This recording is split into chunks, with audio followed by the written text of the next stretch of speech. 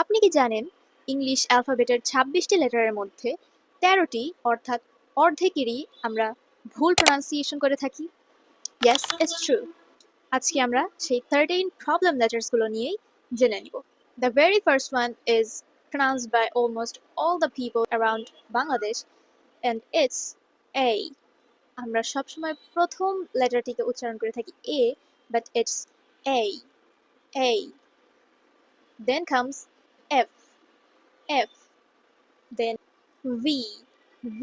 অনেকে এটাকে ভি বলে থাকে but it would be V. নিচের ঠোঁট এবং উপরের দাঁত একত্রে করে তারপর উচ্চারণ করতে হবে F V A F V. তারপরের তিনটি অক্ষর জিভের মধ্যখান থেকে উচ্চারণ করতে হবে একটু শক্তভাবে, যেমন G H J G H J. আমরা এটাকে বলি J but it's J actually.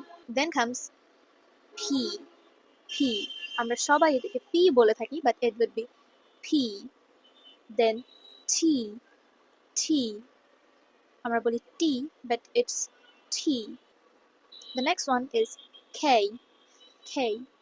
আমরা বলি K but it's K. Then Q Q. অনেকে এটাকে কিউ বলে but it would be Q Q. Then we have O O.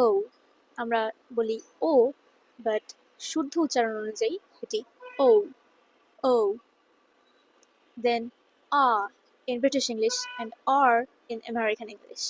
The next one is mispronounced by all of us and that is W. W. আমরা সবাই এটাকে W বলি, W বলি অথবা অনেক কিছু আরো, কিন্তু সঠিক উচ্চারণ হচ্ছে W. W. W. আপনিও কি এই লেটার্সগুলোর মিসপ্রোনাউন্স করতেন? Follow MZ if your pronunciation needs an upgrade.